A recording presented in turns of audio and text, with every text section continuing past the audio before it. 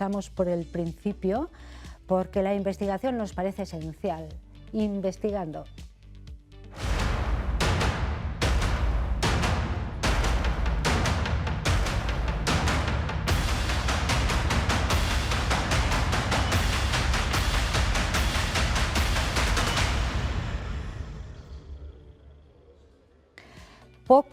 Muy pocos recursos se dedican a la investigación, pero hay quien los utiliza muy bien. Es el caso del TIDOP, el grupo de investigación que lidera Diego González Aguilera, que nos acompaña periódicamente para hablar precisamente de cómo mejorar la vida de todos. Buenas noches, Diego. Muy buenas noches, Ana.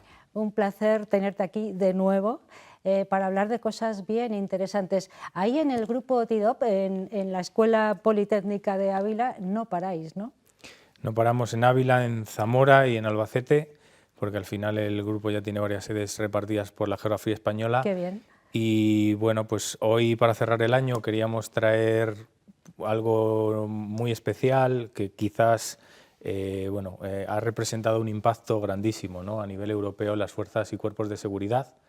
Y es ese videojuego que ya es una realidad, que ya ha visto la luz, que se ha presentado en Bruselas, que ha sido evaluado por la Comisión Europea, que en el fondo es la que nos dio dinero para desarrollar algo que considero muy útil, y es que las fuerzas de seguridad utilicen la gamificación, los denominados videojuegos, que todos estamos acostumbrados a verlo tanto por los medios de comunicación, pero lo utilice para entrenarlos bajo situaciones que afortunadamente no suceden a menudo, ¿no? Y este es el problema al que se enfrentan los cuerpos y las fuerzas de seguridad, que tienen que adiestrar una serie de capacidades y de destrezas que solo se dan en situaciones excepcionales, insisto, afortunadamente, como puede ser un ataque terrorista, como puede ser un asesinato, como puede ser un accidente de tráfico. Quizás los accidentes de tráfico son más frecuentes, y un interrogatorio, ¿no? Pero también el interrogatorio tiene su enjundia. Y el videojuego que hemos presentado, como digo, en Bruselas, ha sido tan exitoso que ha recibido las más felicitaciones, ¿no?, de la Comisión Europea, y ha sido testeado por muchas fuerzas y cuerpos de seguridad. Estamos hablando de inteligencia artificial, entiendo, y de realidad virtual. Estamos escenificando todos esos momentos del crimen, del accidente, del interrogatorio, de un ataque terrorista, escenificándolo en 3 dimensiones o 4, ya no sé a cuántas puede llegar este elemento científico que habéis desarrollado en el TIDOP. Sí, estamos haciéndolo con inteligencia artificial, que es una herramienta ya muy habitual en nuestra sociedad, y sobre todo con un hiperrealismo. Es decir, cuando nos metemos en esa escena del crimen, cuando nos metemos en ese accidente de tráfico, cuando nos metemos en esa situación de un interrogatorio, hemos tratado de reconstruir como si en un videojuego se tratase. Ya los videojuegos son hiperrealistas, ¿no? Si estamos acostumbrados a echar un vistazo a muchos de deporte, incluso de recreación bélica, los gráficos y las recreaciones ya son increíbles. La sensación que queríamos producir era que el policía, que la fuerza de seguridad que lo puede utilizar y entrenar, se sintiese como si estuviera en ese escenario, incluso sintiese el estrés y la tensión a la que se ve sometido cuando tiene que tomar esas pruebas, cuando tiene que seguir esos protocolos, que no hay que olvidar que siempre hay que actuar de una forma rápida, siguiendo unos protocolos muy específicos, de forma muy sistemática, y que no podemos estar el tiempo que nos gustaría en una escena, ¿no? Son efímeras, tenemos que ser rápidos, tenemos que ser eficientes, y el videojuego trataba de poner en esa tesitura a las fuerzas de seguridad, y yo creo que lo hemos conseguido. Para eso, tiene que estar muy bien hecho para captar también esa parte de emocional que tienen que tener los cuerpos y fuerzas de seguridad del Estado, que de esta manera se adiestran, se entrenan gracias a esta herramienta que ha puesto en funcionamiento, no sé si ya está operativa, el grupo TIDOP, y que ya tiene el beneplácito de Europa, hemos de decir. Tiene el sello de Europa, tiene el sello de las fuerzas y cuerpos de seguridad que han participado, policía griega, policía rumana, policías, en definitiva, de Europa que han sido miembros del proyecto junto con otras empresas. Esto también hay que subrayarlo. Ajá. El proyecto al final es una dotación de cerca de 7 millones de euros y participa no solo la Universidad de Salamanca, sino una serie de empresas y de entidades que, como digo, están directamente relacionadas con la seguridad, ¿no? Y que todas pues, han remado en la misma dirección, y cuando en un trabajo grupal se rema en la misma dirección y todos visualizan que esto era un gran reto y que detrás podía haber incluso un producto comercial, pues el resultado es el que vamos a ver ahora en pantalla. Sí, sí. Vamos a la escena del crimen, un crimen que se produce, me parece, en un hotel. No vamos a decir de dónde, porque es una recreación, pero muy fiel de lo que puede encontrarse un policía que acude ahí. Podría ser un hotel de Ávila. Podría para que la ser, ahí gente... estamos viendo ya algo. Sí, pues nada, el hiperrealismo a la vista está. Estamos viendo una escena de un hotel, como bien dices. Se recibe previamente incluso un aviso, se Sí. supone que en el servicio 112, que ha ocurrido, que se ha detectado algo anómalo. Y lo más importante del juego es que en todo momento se trata de dar al jugador, que en este caso puede ser un estudiante a policía, un inspector que está estudiando, se le da paso a esta escena siguiendo todos y cada uno de los protocolos que se siguen en la escena de un crimen. En una escena de un crimen nos podemos imaginar desde huellas de sangre, desde restos de semen, dependiendo del tipo de crimen al que nos estemos enfrentando, muestras de ADN. Todos estos protocolos tan exhaustivos que a día de hoy la policía científica tiene que poner en práctica se reproducen en el juego, con ese hiperrealismo. Y además ofrecemos varios niveles de dificultad, como en un videojuego. Cuando uno juega, pues a medida que va mejorando su habilidad, incrementa la dificultad, ¿no? Y aquí tenemos la posibilidad de jugar en un modo, digamos, muy básico, donde en todo momento se le va a ir diciendo al policía, al jugador en este caso, qué pasos tiene que dar, pero si la policía o la persona que está jugando ya es experto en este tipo de escenarios, bueno, pues tiene que actuar en el modo que considere, no se le da ningún tipo de pista.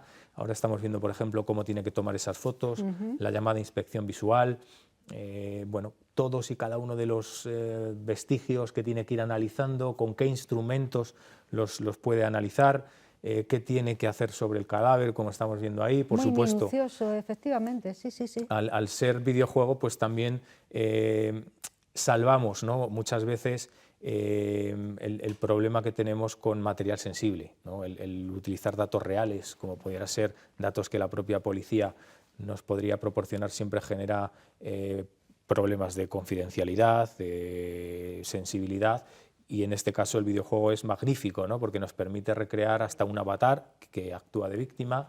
Fijamos ahí cómo está con el protocolo que hace policía, con los polvos para ver la huella que ha dejado supuestamente el homicida en la escena del crimen, como con la linterna, una vez que ha pasado esa brocha con ese pincel, perfectamente se pueden ver las huellas. Es decir, esto, si lo estuviera viendo aquí una policía con nosotros, estaría pues, bueno, diciendo un poco el feedback que han dado, ¿no? Sí, sí. Que es tremendamente real, que ayuda mucho porque, insisto, entrenar este tipo de capacidades, o estás en esos escenarios, o por mucho que te lo cuenten en clase, es teoría. Yo te iba a preguntar, claro, para hacer un videojuego de estas características tan hiperrealista, tan concienzudamente organizado, tenéis que tener mucha información, Sí, ¿no? sí, sin duda. Claro. Mucha información, mucha crítica, mucha revisión. Es decir, aquí la policía que ha participado en el proyecto, Rumanía, la Academia de Policía de Ávila, la Escuela de Policía de Ávila, policía griega,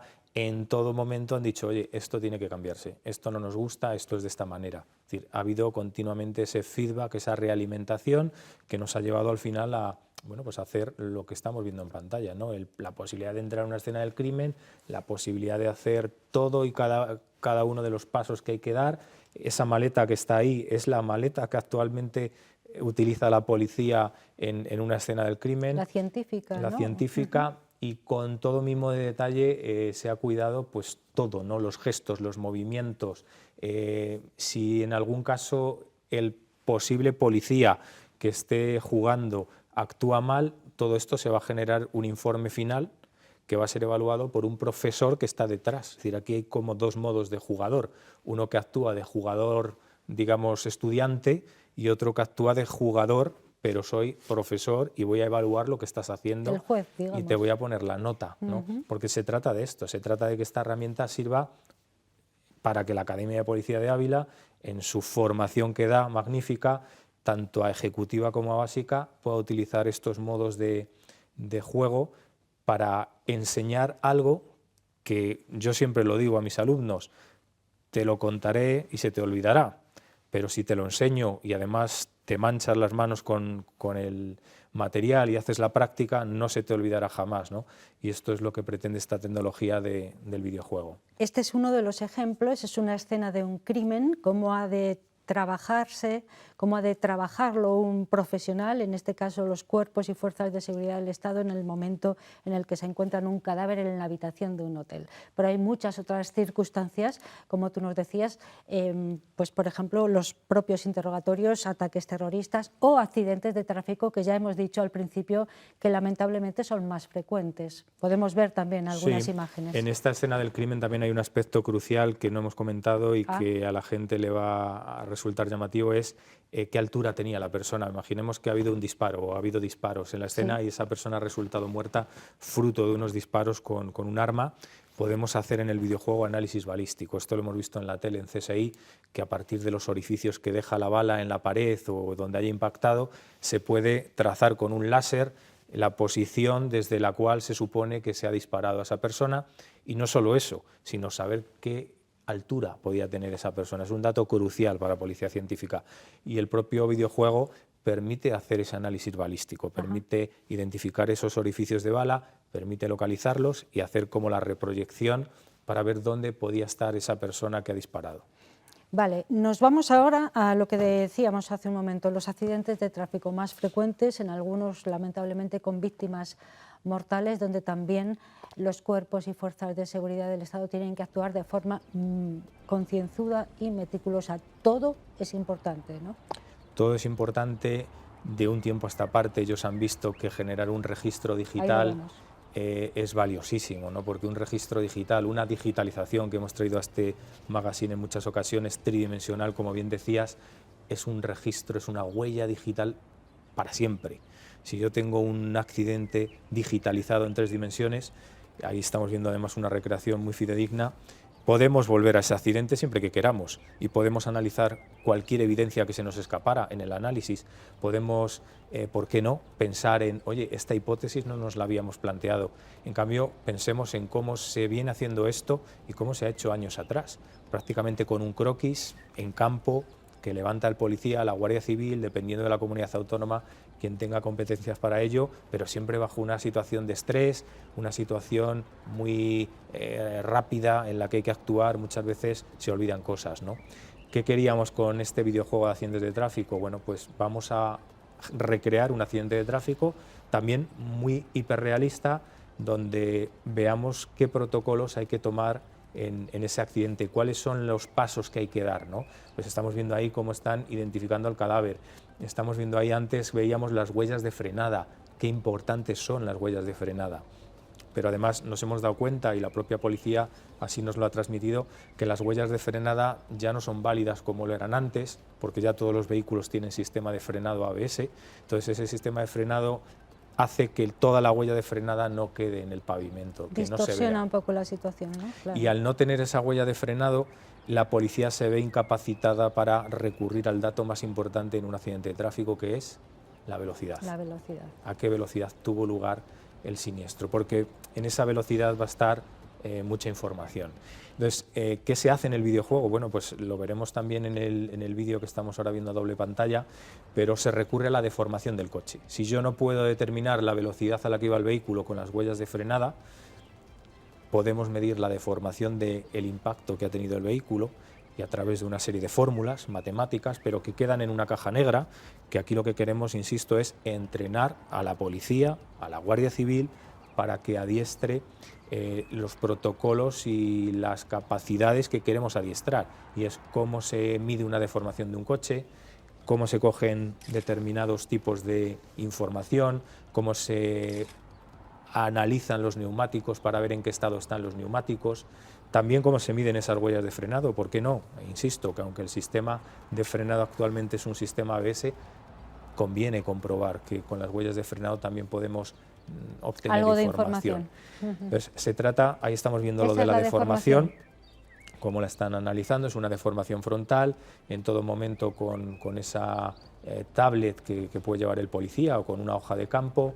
Lo de los neumáticos, cómo se miden también los neumáticos desde la presión, el estado de las ruedas, y ahí en esa especie de calculadora de campo, con esa deformación que estamos viendo en pantalla, pues estamos viendo cómo se puede llegar a estimar a qué velocidad tuvo lugar el accidente. Este dato es crucial, el poder dilucidar en un accidente de tráfico con precisión, con fiabilidad, la velocidad de impacto fue de X kilómetros por hora, tiene mucho valor para las aseguradoras, tiene mucho valor para el juez, tiene mucho valor para las fuerzas y cuerpos de seguridad, que no hay que olvidar que en España, al menos en otros países puede variar, pero en España son los que primero se van a personar en un accidente de tráfico, son los que primero van a tomar esos datos. Realizan el atestado, etcétera. Y realizan ese etcétera. atestado. Entonces, toda esta información tiene mucho valor y lo que se trata con este videojuego es, vamos a ayudaros a poner en práctica todos estos protocolos y todos estos métodos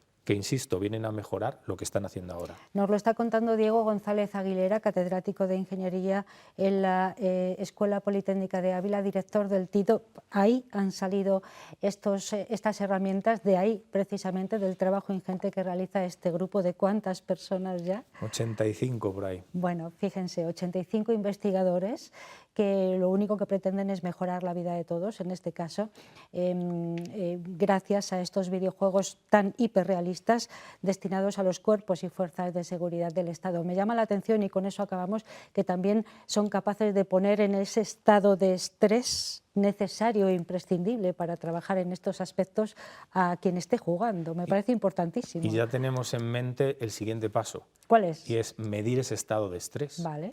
¿Cómo lo podemos hacer? Existen dispositivos IoT de wearables que ya con nuestro reloj ya nos mide las pulsaciones, nos mide una serie de parámetros. Bueno, pues queremos que cuando esos policías, esas fuerzas de seguridad estén jugando, podamos estar monitorizando el nivel de estrés al que se somete cada una de estas personas, sus pulsaciones, su respiración, es decir, todos y cada uno de los parámetros que consideramos la otra parte importantísima, ¿no?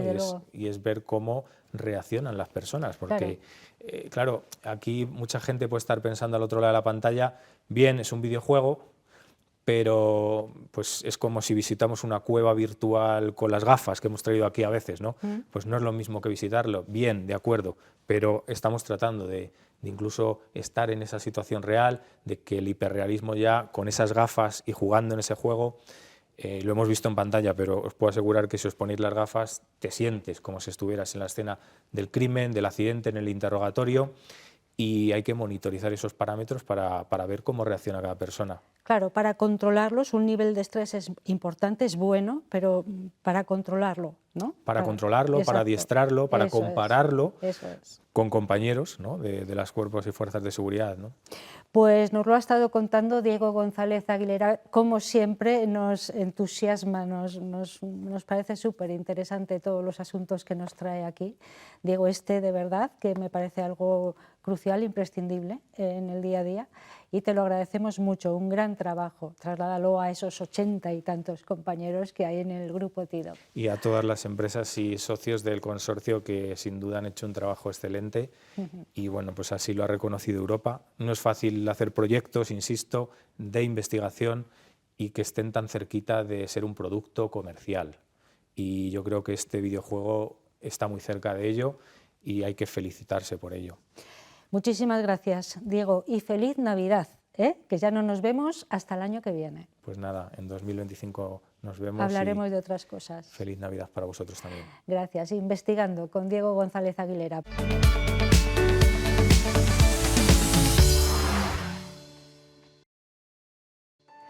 Ya estamos aquí, después de los anuncios tenemos ahora una sección dedicada a los animales, abandonados, animales que ha recogido la Asociación Protectora de Animales Huellas, porque nuestra sección de ahora deja huella.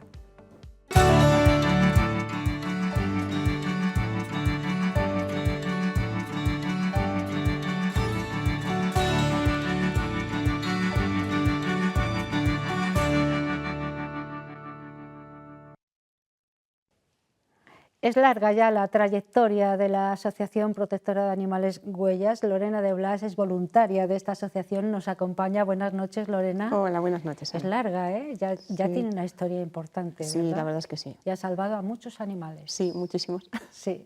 Uno de ellos es nuestra protagonista, porque la tenemos aquí, la pueden ver ustedes, se llama Vivian.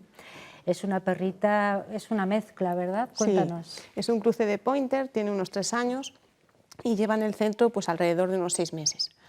Bueno, lo ha pasado bastante mal porque la encontramos en la carretera y tenía una rotura muy fea de la pata. Tuvo que ser intervenida de urgencia. De la pata izquierda-derecha, ¿verdad? Sí, de que delante. Es la que de vez en cuando recoge.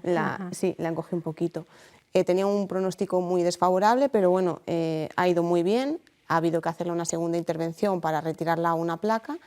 Y ahora, pues bueno, ella apoya, anda con normalidad. Sí que es cierto que, como has visto, pues a veces recoge, pero está bien. Ahora mismo está recogiendo. Bueno, se llama Vivian, hemos dicho, tiene unos 3 años. Eso es una mezcla de Pointer, hemos dicho, sí. Y lleva 6 meses, has dicho, Sí. en la protectora. La encontraron en muy malas condiciones en la carretera.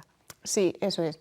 Hemos traído a Vivian hoy para que la gente sea consciente de lo que puede conllevar abandonar a un animal, ¿no? Siempre se piensa, creo yo, no lo sé porque yo nunca lo he hecho, que afortunadamente que bueno, vamos a abandonar a un animal y alguien lo va a encontrar, no va a terminar en huellas o tal, pero muchas veces entre medias le pasan cosas muy desagradables, ¿no?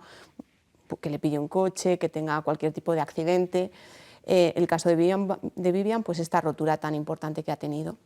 Miren qué carita, a ver si podemos ver esa cara tan bonita que tiene Vivian. Es que no se esconde porque tiene un poquito de susto, ¿verdad? Es una perra que lo ha pasado mal, entendemos. Y claro, viene con miedo. Miren qué bonita, ahí la ven. Miren qué cara más bonita. Se está viendo a sí misma, Sí. ¿eh? Sí, pero tiene tanto susto la pobre que todavía no se termina de relajar. Sí, al final pues es lo que decimos, ¿no? Ella lleva 6 meses en el refugio, la hemos sacado, la hemos traído a un sitio que desconoce, es normal que tenga ese miedo, ¿no? Pero sin embargo no se ha bloqueado, o sea, ella está aguantando el chaparrón, sí que tiene el rabito entre las patas, sí. pero bueno, es la señal de que ella se adaptaría perfectamente a una familia. Bueno, sí, vamos a hablar de las características de este animal. Decimos que es un cruce. Eso en algunos casos es muy beneficioso, ¿no? Porque son bastante más manejables. Dicen que también más fuertes, no sé si eso es un bulo o no. Sí, hay varias opiniones. Lo que sí que sabemos es que por genética, ¿no? Siempre se suele decir que tienen lo mejor de cada uno de sus progenitores, ¿no? De cada una de sus razas. Ella visualmente es una perra muy bonita, tiene una cara muy dulce, pero su carácter es tremendamente pacífico, tanto con las personas que se deja hacer, o sea, date cuenta que la operación, todos los cuidados que ha tenido, ella se ha dejado cuidar a la perfección. Con los otros perros también es muy pacífica y lo único que no le gustan son los gatos. No le gustan los gatos. No le gustan los gatos. O sea, que aquellos hogares en los que haya gatito, no. No. Vale. Creemos que sería una perra estupenda para una familia. ¿Por qué? Porque los Pointers, sobre todo, son perros que son muy tranquilos en casa y luego muy explosivos o enérgicos en la calle, ¿no? Ella, bueno, con su patita tampoco es que vaya a hacer muchas cosas, pero sí que necesita, por supuesto, que pues eso, liberar esa energía que ella tiene. Vivian, hola, preciosa. Hola, claro, si estamos hablando de ti. Y bueno, en cuanto a su tamaño, pues este tamaño mediano, que también es muy manejable. Sí. Y al final, pues bueno, lo que decimos, su condición de su patita, pues muchísimo mejor estaría en un hogar. Sí es cierto que no está testada con niños, porque no hemos tenido la oportunidad y no sabemos cómo se portaría. Entendemos que bien, por lo que te digo, porque es muy pacífica con las personas, incluso con los desconocidos. Y en cuanto coge un poquito de confianza es súper cariñosa, o sea, es tremendamente amorosa. Bueno, de hecho, hemos de decir que ha llegado aquí, venía con miedo, efectivamente, pero se ha dejado querer, acariciar, en fin, bueno, que es una perrita muy amable, ¿no? También traemos a Vivian para explicar un poco que hay veces que idealizamos el tener un perro, ¿no? Bien sea comprado o bien sea adoptado, ¿no? Yo voy a hablar en el caso de la adopción, pues lo que decíamos, nosotros les tenemos testados en el refugio, sabemos cómo se comportan allí y ellos están habituados a ese entorno. Cuando les traemos a la ciudad tienen un montón de estímulos y se pueden sentir muy abrumados. Entonces ellos necesitan una adaptación, ¿no? Hay muchas veces que los adoptantes dicen, no, es que llevamos 3 días con él y todavía, pues hay que tener paciencia, ¿no? Al final creo que los perros son muy resilientes, tienen una capacidad de adaptación tremenda, pero les tenemos que dar un poco de tiempo. Entonces, sobre todo si son perros que han tenido experiencias muy malas. Claro, efectivamente, Claro. es que estamos hablando de experiencias traumáticas, dolor, soledad, miedo, porque claro, es que son seres sintientes y hay veces que se nos olvida, ¿no? Que pensamos que bueno, es un perro, le pongo, le quito, le muevo, no. Vivian apareció en la carretera malherida, hemos de decir. Pensamos que fue abandonada en la carretera. Esa es la, digamos, Sí. la opción A, vamos Sí, a poner, ¿no? Fue eso abandonada en la carretera. Sí, entendemos que pasó eso. No sabemos cómo era su vida anterior. Entendemos que sí que ha tenido trato con las personas, por lo que te digo, porque es una perra muy amorosa. De hecho, los pointers son perros muy familiares, sí que les gusta mucho la compañía. Y Vivian, pues lo que te digo, que aunque ahora muestra un poquito de miedo, pero es una perra de verdad muy, muy amorosa. Bueno, es que claro, todo esto viene también muy bien para recordar que estamos en unas fechas muy próximas a las Navidades, ya, ¿eh? Sí. Y ahí, cuidado, alarma, alarma, alarma, ¿eh? No se pueden regalar mascotas como quien regala, yo qué sé, una caja de zapatos o cualquier cosa, un juguete, ¿eh? Claro, No. no. Vamos a hacer un poco de hincapié porque es muy importante esto. Claro, al final las Navidades pues son un día, ¿no? Un día que tú vas a ver, por supuesto, una carita preciosa, dulce, si es un cachorrito pues mejor en tu casa, pero luego un perro tiene una esperanza de vida de unos 12, 14 años, depende de su tamaño y de su raza. Al final son muchas responsabilidades, tienen un nivel de compromiso súper elevado, tenemos que estar seguros de que le vamos a poder cuidar, ¿no? Que te encantan los perros, que tienes esa seguridad, pues vale, pero comprarlo, tener que comprarlo cuando hay 330 perros y gatos en la protectora, me parece que no tiene sentido. Entonces, a lo mejor podíamos cambiar el mensaje, ¿no? Y no regalar un animal, sino regalarle un hogar a ese animal, una familia, ¿no? Al final el regalo tendríamos que ser nosotros para ellos. Regalar esa oportunidad que ellos nunca han llegado a tener. Porque a veces que dicen, una segunda oportunidad. No, segunda no, primera. Primera porque muchos llevan desde que son cachorritos, esta es Vivian, esta es su historia, pero viene en representación de otros 200 perros que hay allí. Nada menos, 200 perros ahora mismo en el refugio. Sí, sí, y llega el invierno pasa. y las temporadas más frías del año y bueno, eso también es un problema para los animalitos, ¿no? Porque aunque intentáis tenerles en las mejores condiciones, no dejan de estar en exterior, ¿no? Aunque tienen sus casitas, sus cosas, ¿no? Sí, pero a ver, sus mantitas, sus historias. Sí, pero ¿no? es lo que digo muchas veces. La gente dice, pues sí, pues está en la protectora, sí, pero no se puede idealizar a la protectora tampoco. Es decir, nosotros tenemos muy pocos recursos, los intentamos cuidar con todo el cariño y con todo lo que podemos, pero al final, pues bueno, ni los piensos son de alta gama, ni están constantemente en compañía, tienen sus cuidadoras, por supuesto, comen sus 2 veces al día, sus paseos, pero al final no es comparable con la vida en familia, ¿no? Al final un perro es un animal que debería de vivir libre y debería de vivir pues en comunidad, ¿no? Con su familia. Con cariño. Sí, efectivamente, la soledad yo creo que nos afecta a todos, ¿no? Animales, personas, y a veces que se nos olvida, ¿no? Entonces, bueno, de cara a las Navidades, yo no digo que sea mejor ni peor época para adquirir un compañero de vida, pero viéndolo así, ¿no? Adquirir un compañero de vida, no un regalo. Y al final, pues bueno, pues es lo que te digo, si te decides, pues vas a tener estos ojos que te miren cada día, ¿no? Que te acompañen, porque los perros sí, los perros están en lo bueno y en lo malo, ¿no? Y se tendrán que adaptar y tendrán sus momentos malos, pero bueno, lo fácil no siempre funciona, ¿no? Y lo difícil a veces pues triunfa. A ver si Vivian nos mira y podemos ver esa carita, mírala, esos son los ojos de Vivian, preciosos, efectivamente. Tiene 3 años, es una edad muy buena, ¿no? Para que ella se adapte a una familia que la sepa querer, claro. Claro, al final los perros, bueno, siempre tendemos a pensar que los cachorros, por eso de que hablamos que son más esponja, pero bueno, ella está ya mucho más asentada, ella sigue siendo una perra muy joven, su esperanza de vida, pues lo que hablamos, ¿no? Unos 12, 14 años, la queda toda la vida por delante. O sea, es una verdadera lástima que se tenga que quedar en la protectora y muchas veces pasa, ¿no? Hasta que se muera. tamaño mediano, hemos de decir, pelo corto, ¿no? Sí, para, sí. para las Sí. características del animal. Y el hecho de que haya sido operada de esa patita izquierda delantera un par de veces requiere un seguimiento, toma alguna medicación, eso también es interesante a la hora de que alguna familia quiera saber de Vivian. Sí. No, ahora ella no está tomando nada. Lo único, pues eso sí que tendrá que tener sus revisiones para que controlar que eso está bien, porque ya te digo que fue una operación muy compleja y una rotura muy fea, pero que ella está haciendo vida normal y la va a hacer. Bueno, pues hoy hemos traído a Vivian hasta los estudios, a este plató de 8 Magazine Ávila, porque está buscando familia. Ella quiere una familia que, bueno, pues que la cuide, que le dé el cariño que ella merece. Ha sido abandonada en la carretera, ha sufrido accidente, ha sufrido un trauma muy importante físico y seguramente también emocional. Y requiere también, no sé, de un tiempo de adaptación. No sé más o menos cuánto tiempo de adaptación. Cada animal es un mundo, ¿no? Efectivamente, los animales son como las personas.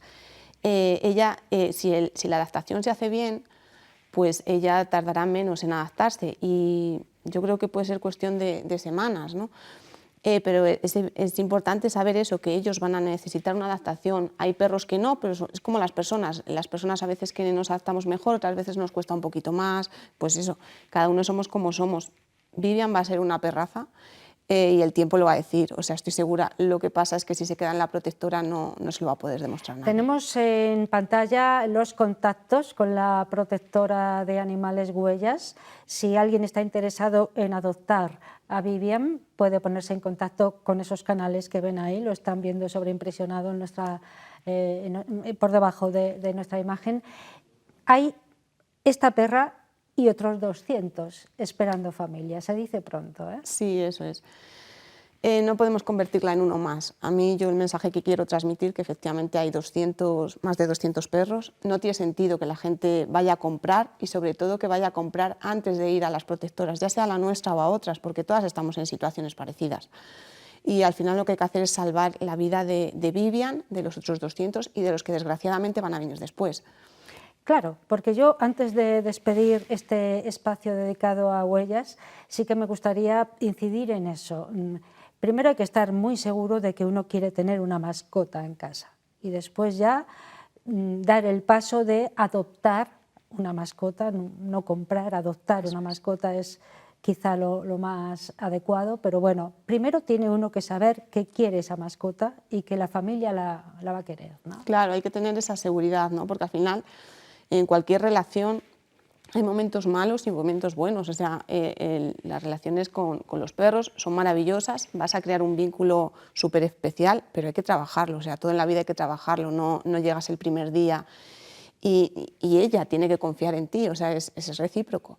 Entonces, bueno, tienes que estar seguro que vas a tener esa fortaleza, porque va a haber momentos pues, un poquito más complicados, que quizá no los haya, ¿eh? Yo el otro día hablaba con una señora que había adoptado. Hay momentos, que claro, tienes que sacarla a pasear, tienes que estar pendiente de, pues eso, de su alimentación, de llevarla al veterinario, pero bueno, ya está. Claro, eso sí, es que... y darle cariño. Claro, efectivamente, que es una relación y una experiencia muy bonita. Para mí los animales, sobre todo los perros, me han enseñado mucho, me hacen evadirme totalmente del día a día, y me parecen unos seres magníficos y maravillosos. Bueno, tenemos aquí a Vivian, es el caso, es uno de los ejemplos de lo que nos está contando Lorena de Blas, voluntaria de la Asociación Protectora de Animales Huellas. Hoy nos ha traído a Vivian, que todavía sigue un poco asustada, pero que se está portando francamente bien. Sí. Muy bien. No me cabía duda. Muy bien. Ella está buscando un hogar, lleva 6 meses en la protectora de animales, en el refugio, pero le gustaría tener un hogar donde la quisieran y donde ella pudiera querer, que eso es muy importante también. Es. Claro. Sí. Lorena, muchísimas gracias. Aquí, ahí tienen a Vivian, la pueden ver con su patita un poco todavía que la dobla de vez en cuando, dada la vuelta, pero cuando la ven ustedes, esos ojitos que tiene y esa mirada, es una maravilla. Ya saben dónde contactar con la protectora de animales Huellas. Vivian busca familia, hay otros animales que también les invitamos a que si realmente quieren tener una mascota en casa, bueno, pues se pasen por el refugio, ¿verdad? Sí. Está. en la carretera CL 502, kilómetro 4.2. Muy bien, pues ahí tienen un montón de posibilidades de hacer felices a otros seres y de ser felices ustedes, ¿eh? Que eso es muy importante también. Lorena de Blas, gracias por acompañarnos. Vivian, gracias, corazón, ahí está, con la cabeza agacha, ella es muy humilde y tiene un poquito de susto. Bueno, despedimos aquí nuestra sección que nos deja siempre huella y vamos a la publicidad, luego seguimos.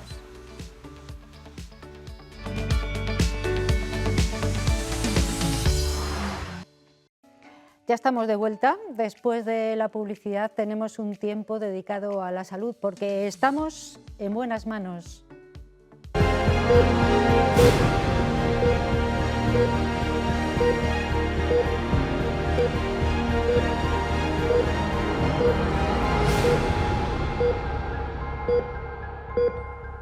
En la sección anterior hablábamos de la salud psicológica, hablábamos concretamente de la compasión con uno mismo, bien importante. Ahora nos centramos en la salud física, que es fundamental, van ligadas, ¿eh? El doctor José María Maillo, que es médico pediatra, nos acompaña. Buenas noches, José María. Buenas noches. ¿Qué tal estamos? ¿Todo bien? Todo en orden, ¿no? Esperando la Navidad. Esperando la Navidad. Efectivamente, ahí estamos todos un poco en ese periodo previo que es de preparativo físico, mental, corporal. Vamos a hablar hoy de algo que además hace tiempo que habíamos comentado en poder hablar de ello más en profundidad, y son las alergias en los pequeños, que cada vez son más abundantes, hay muchas más. Sí. Primero, ¿qué son las alergias alimentarias? Claro, nos vamos a centrar en eso. ¿Y por qué están incrementándose de esta manera en los pequeños? Bueno, la verdad es que el tema es muy amplio y que como cada vez hay más conocimientos, pues el tema tiene muchas connotaciones. Por ejemplo, hay un concepto que conviene aclarar porque a veces se confunde alergia con intolerancia. Y entonces debemos de saber bien claro que alergia es la reacción de nuestro organismo al ponerse en actividad nuestra inmunidad, nuestro sistema inmunitario. Por tanto, es una reacción que sabemos que está mediada por la inmunoglobulina IgE, que la tienen elevadas los alérgicos. Y ese tipo de reacción es lo que se llama reacción alérgica, cuando la reacción la produce la actividad de nuestro sistema inmunitario, que son nuestras defensas. Vale, que no tiene que ver entonces con la intolerancia. La intolerancia. Claro, hoy día hay mucha gente que confunde si se es alérgico o se es intolerante. La persona intolerante tiene síntomas debido a la reacción de nuestro organismo, pero sin la actividad de nuestro sistema inmunitario inmunológico. Entonces, es una serie de síntomas que se producen con respecto a sustancias. Los otros síntomas de la alergia se producen respecto a unas sustancias al ponerse en actividad nuestro sistema defensivo inmunitario. Y esas personas normalmente se las distingue porque tienen la inmunoglobulina E elevada. Son los alérgicos. Los intolerantes no toleran algunos alimentos, pero eso no es una alergia alimentaria. Por ejemplo, la intolerancia más frecuente es la intolerancia a la lactosa. Hay un porcentaje altísimo de personas que no toleran la leche, sobre todo en adultos. En los niños, la intolerancia a la leche es la intolerancia a un hidrato de carbono que forma parte de la leche, que es la lactosa. La alergia a la leche es la reacción alérgica frente a las proteínas. Por tanto, los intolerantes a la lactosa van surgiendo a lo largo de la vida. Hay muchas personas mayores que no toleran la leche, pero no son alérgicos, son intolerantes a la lactosa, porque la enzima que digiere la lactosa, que se produce en nuestro organismo y se llama lactasa, nuestro organismo intestinal va disminuyendo la producción de lactasa y, por tanto, hay personas que toleraron la leche perfectamente y a lo largo de la vida ya no la toleran. Eso es una de las intolerancias más frecuentes. Hay factores genéticos, porque, por ejemplo, hay etnias en África y en Asia que el 90% de la población no tolera la lactosa. Eso sería una intolerancia primaria, no la van a tolerar nunca. Sin embargo, en nuestro medio, por ejemplo, los países nórdicos, pues los adultos llegan a ser intolerantes un 5 a un 15%, porque a lo largo de la vida han tolerado la lactosa, fundamentalmente de la leche de pequeños, luego ya no toleran la leche porque ha disminuido la producción de lactasa. Y son personas mayores que dicen, no, yo la leche no la tolero. Eso es una intolerancia. ¿Qué quieres decir cuando no toleras la leche, por ejemplo, esa intolerancia a la leche? ¿Cuáles son los síntomas que te hacen? Los síntomas que produce el organismo, no mediados por nuestro sistema inmunitario, son parecidos a los otros. Pueden ser vómitos, diarrea, etcétera, ¿no? Son los más importantes. Y hay otras intolerancias, por ejemplo, es frecuente la intolerancia a la histamina, a la cafeína. Incluso el gluten es una circunstancia especial, pero también es una intolerancia a la proteína gliadina del trigo. Por tanto, el mundo de las intolerancias es uno y el mundo de la alergia es otro. Y en la alergia, que es de lo que más está aumentando en los niños, hablamos cuando nuestro organismo reacciona, nuestro sistema inmunitario, contra una sustancia que la comunidad general tolera. Por ejemplo, los niños menores de 2 años es la alergia más frecuente a la leche. Son alérgicos a las proteínas de la leche, alfa, beta, caseína, que son las 3 proteínas de la leche. Y a partir de los 2 o 4 años, la mayor parte de los niños, por unos mecanismos o por otros, la van tolerando. Otra intolerancia muy frecuente, otra alergia muy frecuente, al huevo. A partir de los 2 o 3 años los niños toleran la leche, pero hay muchos que no toleran las proteínas del huevo, de la clara y de la yema. Y esos niños, a los 4 o 5 años, toleran el huevo. Todo eso a base de evolución en ellos y otras veces de circunstancias de tratamientos que los alergólogos van administrando. Bueno, estamos hablando con el doctor José María Maillo, médico pediatra, de las alergias alimentarias y de por qué se están incrementando de unos años para acá de forma considerable en los más pequeños. Nos estamos centrando en los pequeños. Hemos hecho una distinción entre alergia e intolerancia que me parece muy interesante para que lo tengamos en cuenta, no es lo mismo, pero ahora la pregunta, doctor, ¿por qué se han incrementado tanto las alergias? ¿Son más débiles los niños? ¿Los alimentos son peores? ¿Cuál es la...? Hay siempre un factor genético. Ajá. En los niños alérgicos hay un porcentaje de herencia familiar, la genética, que es la que manda en muchas de nuestras enfermedades. Entonces los niños que tienen unas características genéticas son niños que en el momento en que empiezan a ponerse en contacto con los alimentos, a través del intestino, todo el mundo de la microbiota intestinal, se produce en absorción de una serie de sustancias que se van absorbiendo y generan que nuestro organismo cada vez sea inmunológicamente más reactivo. Y esas reacciones se van generalizando. En principio, ¿qué toma un bebé? Leche, alergia a la leche, a las proteínas de la leche. Eso se diagnostica hoy día con bastante facilidad y luego ya se van poniendo medios. Antes, ¿qué se hacía? Dieta, no se puede tomar. ¿Y entonces qué tienes que tomar?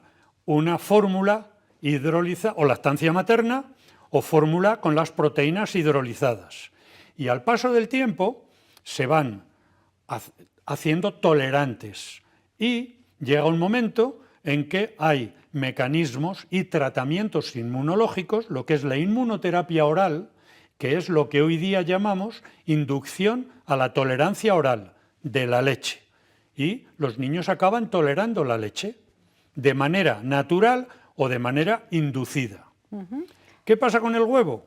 Pues que entra posteriormente y entonces de los 5 años para abajo, ¿cuál es la alergia más frecuente? El huevo.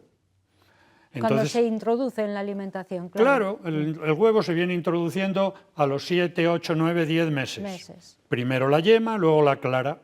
Entonces, pasa lo mismo. ¿Qué hay que hacer con ello? retirarlo.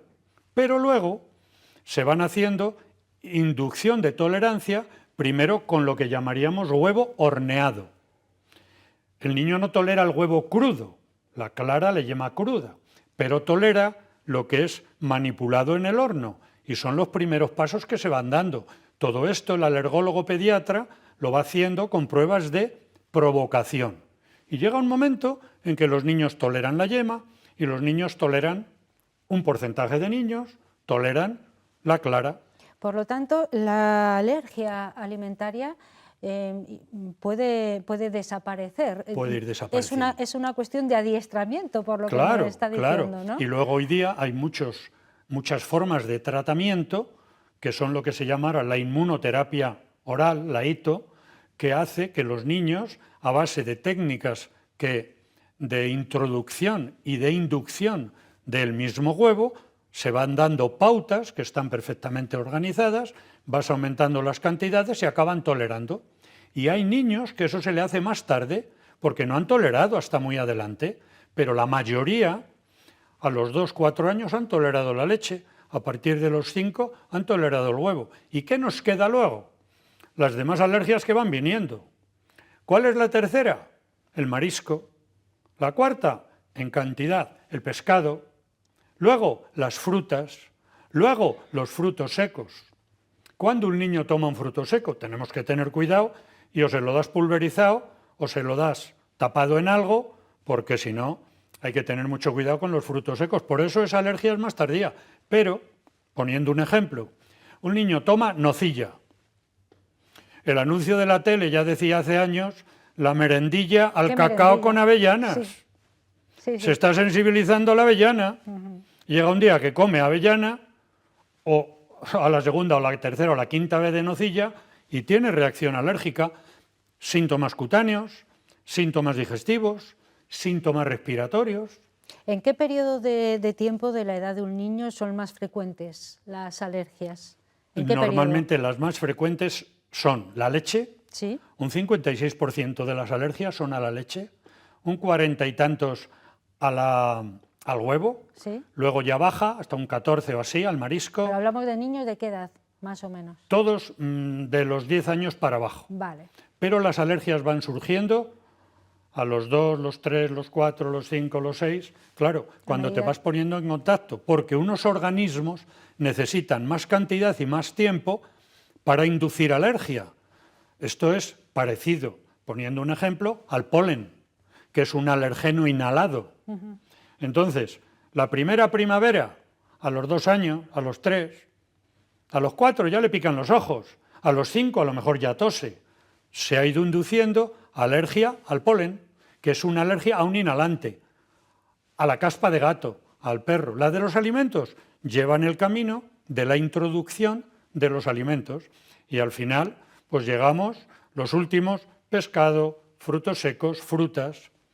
Y hay anécdotas que hay que tener muy en cuenta, que no son tan anécdotas. Hay niños que sabemos que son alérgicos al polen y muchos de ellos no toleran algunas frutas porque hay reactividad cruzada con sustancias que tienen los dos alergenos, fruta, polen.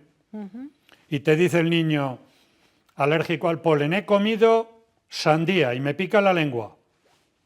Pues ya estamos con síntomas leves, pero claro, hay que valorar. Claro, en cualquier caso es lo que yo iba a decir, conviene valorarlo por un médico, por un pediatra y que decida El pediatra cuál es que la lo fórmula. conoce perfectamente envía a la consulta de alergología infantil y se va organizando la vida del niño.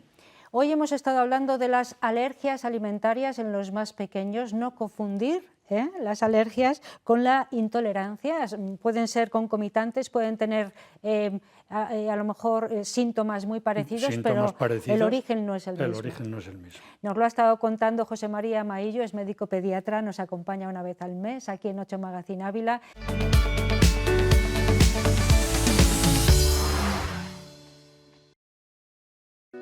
Llegamos al final de 8 Magazine Ávila, es el último bloque de nuestro programa de hoy, martes 21 de enero ya, y es una recta final muy musical y muy ritmosa. Bueno, no sé si está esa palabra admitida, pero tiene muchísimo ritmo en cualquier caso. Hoy vamos a terminar Magazine con el grupo de percusión Bandué. Es una asociación cultural, tienen mucho recorrido ya y muchas cosas que contarnos. Lo último en lo que les hemos visto, porque están allá en todas las fiestas donde la gente se mueve y donde la calle bulle, lo último ha sido la cabalgata de Reyes, me parece, pero ahora nos lo dirán ellos, porque tenemos dos interlocutores de Bandué que vienen en formato reducido, claro, porque son muchos los componentes de este grupo de percusión que nos amenizan las calles y que nos hacen bailar, querámoslo o no, siempre.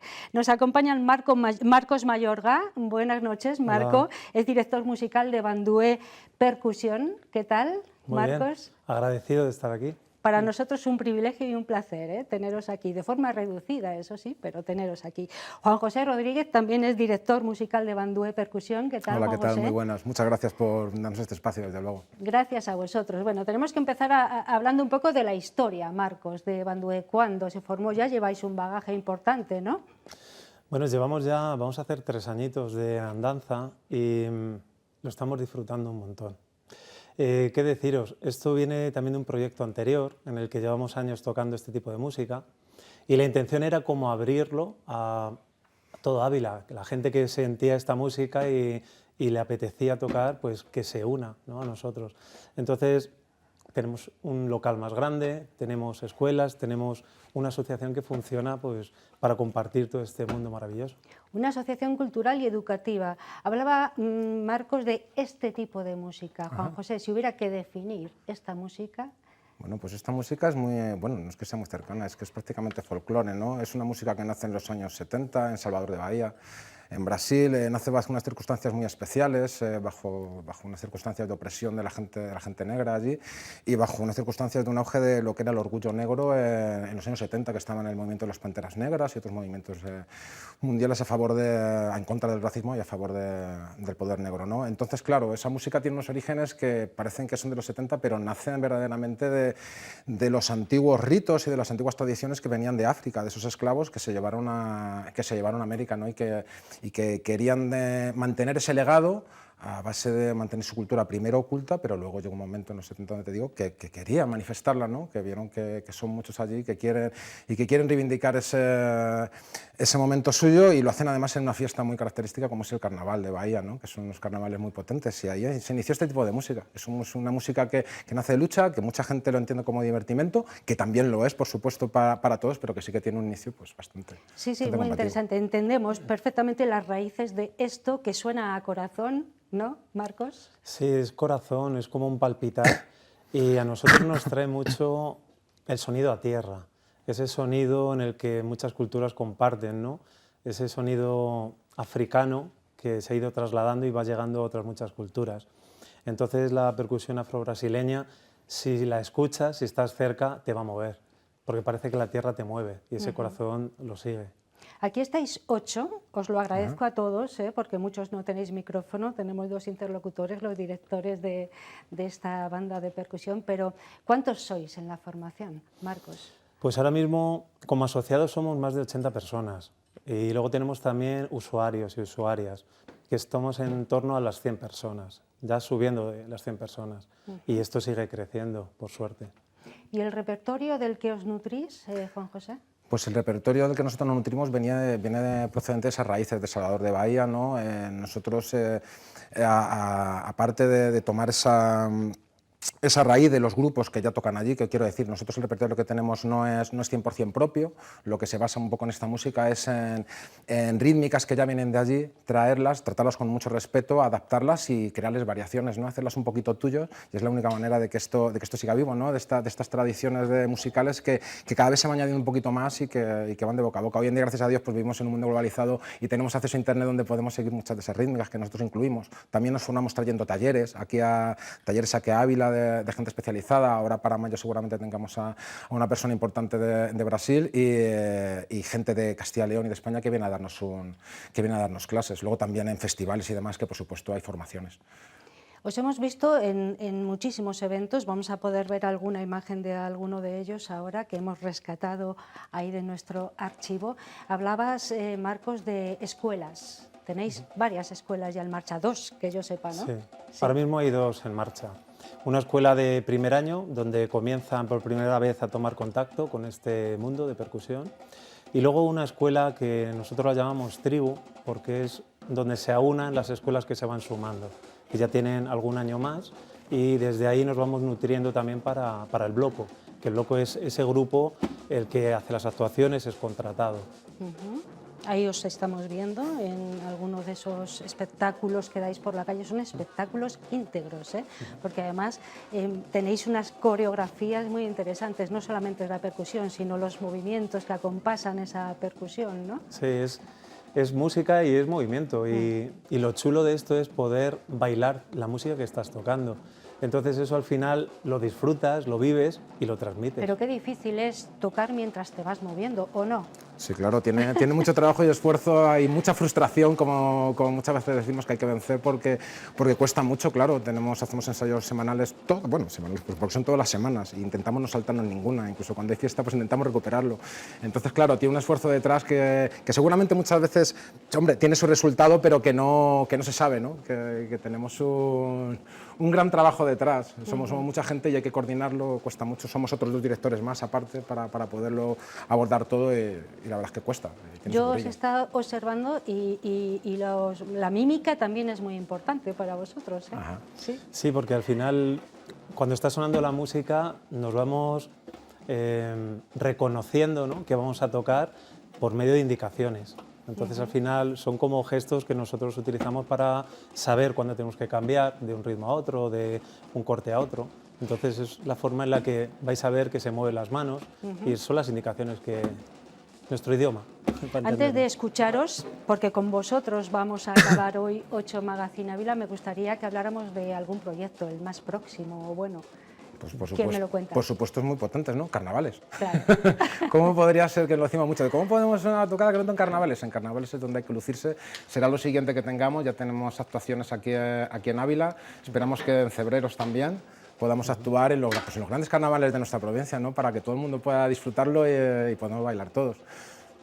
Bueno, pues nosotros estamos encantados de movernos al ritmo de Bandué. Hoy tenemos aquí a una pequeña escisión de Bandué, son 8 componentes, pero como nos decía uno de sus directores musicales, son más de 100 ya los que de alguna manera se involucran en esta asociación cultural y educativa. Ya saben que tienen 2 escuelas, si quieren ponerse en contacto con ellos, supongo que buscando Bandué os van a encontrar, ¿no?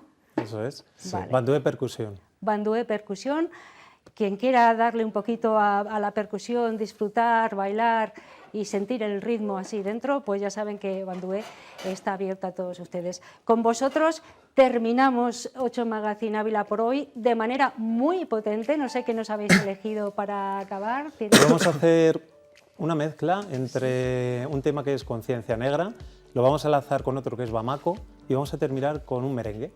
Entonces disfrutarlo y bailarlo, aunque os va a mover de forma automática. Seguro que sí, yo me voy ahí atrás para bailar un poquito, les dejo con Bandué, esta formación de percusión que encontramos en muchísimos eventos de divertimento, pero que tiene una raíz de reivindicación muy importante que nos han estado explicando. Con la percusión de Bandué despedimos hoy 8 Magazine Ávila. Nos encontramos mañana, ¿eh? Así que hasta entonces cuídense mucho y sean todo lo felices que puedan ahora con la música de Bandué.